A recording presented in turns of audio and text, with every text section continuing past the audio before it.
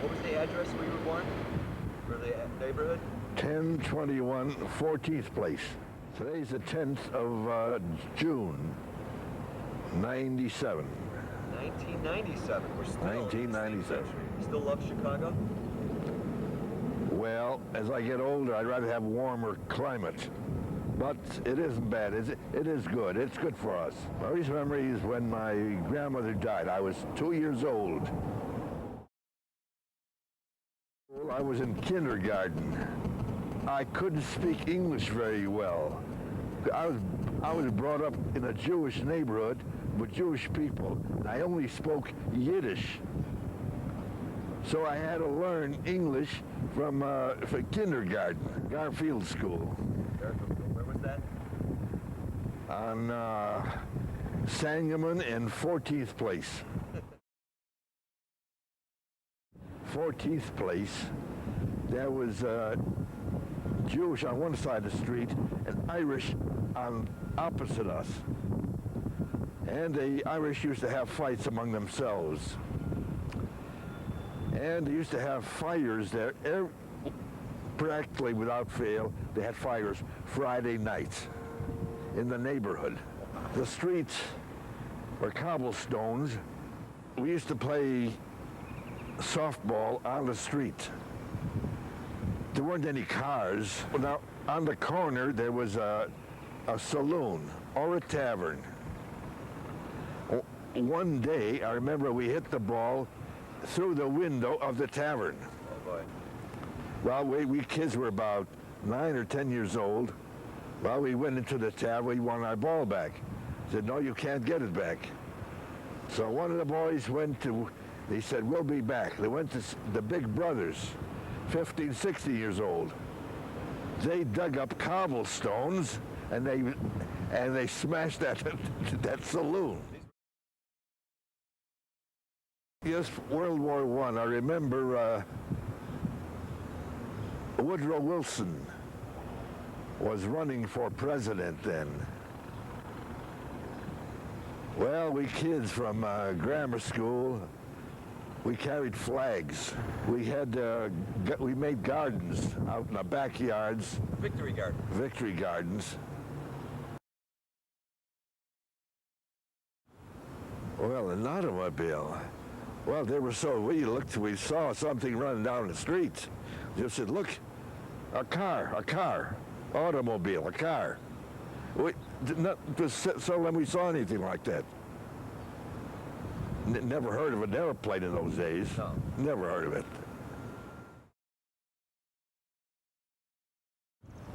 We heard somebody had a telephone. That was about the end of the block. Somebody had a telephone. We knew what it was. You could talk through wires.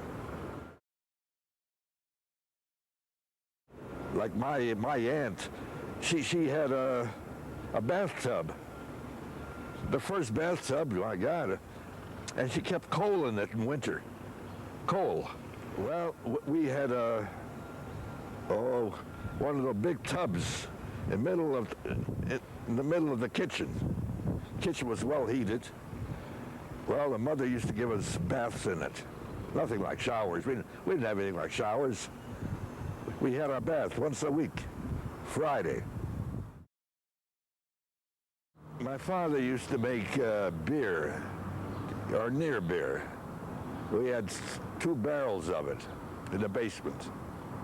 The beer was pretty good until I was old enough to go out and buy beer. Then you could see the difference in taste. But during Prohibition, there was one funny thing that happened. My grandfather used to make a sort of a whiskey with 100%, which was very strong. Well, some man hired him to deliver that whiskey, maybe a block or two away. Well, he walked down the street with a little suitcase with 2 small bottles of beer. A police officer stopped him. You know, just kidding. He said, what do you got there, old man? My grandfather says, I got whiskey. The police officer laughed. He said, go on, old man. Zedi Yussel. Zedi Yussel. He was born in Romania. No, I take it back. He was born in Russia. Then he came to Romania. Well, the town in Romania was Yas, Y-A-S-S-E.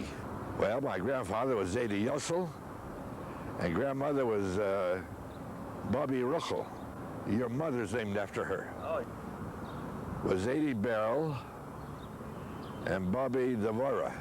It's Bubby Sarah, Sadie Iron, and Marion, your sister. Right. And then there's my grandmother Ann. And Al Jolson era. Oh, yes. His songs. Eddie Cantor. Oh, they were beautiful music. I still sing it. I saw Al Capone. You saw him in person? Yeah, I saw him in person once, in the hotel he lived in, on Michigan and 22nd Street. Well, at the time, I worked in the Yellow Cab Company office. Right after school, I used to go to Yellow Cab Company, and I worked in the office. He used to send me to the hotel where Al Capone lived and buy him cigars. And I remember he gave me $25 Wow. and five cigars, and that was big money in those days. Yeah, he was in the lobby. Well, I came in, I saw a crowd over there. Well, I started walking over there. Well, the crowd parted, and one man came towards me. "What are you doing here, kid?"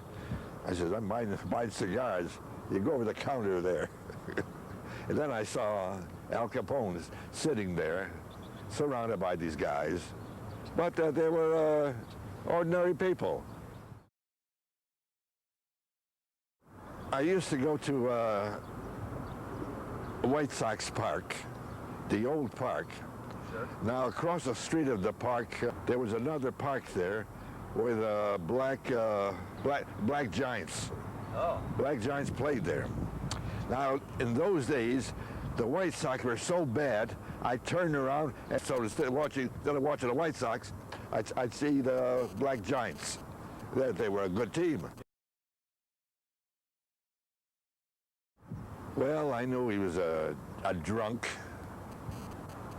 ate a lot of hot dogs, but even when he was drunk, come a home run, well, he hit home runs. He was great for that. I recognized him. We used to wait outside of White Sox Park till the players came out. Yeah. If we were lucky, we'd happen to get a signature from them. If you had a baseball or a baseball glove, you were sure getting it. I was too poor to those to even get a baseball. So I never got a signature from them. But you saw him outside? Oh yeah, I saw all the players. You saw Babe Ruth? Yeah, Close sure. up. Once in a while he'd say, "Hi kid," that's all. To you? Yeah. again, this is in South Haven, Yeah. which was a very big resort for Jews to hang out. Oh yeah. Right, Douglas. I was 17 at 23. So 1923. Grandpa double dating with Jack Schwartz. Yeah, right. You remember those?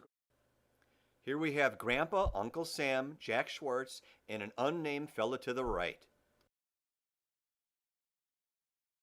Graham and I, we had, I think, $400 or $500 in the bank. That was big money.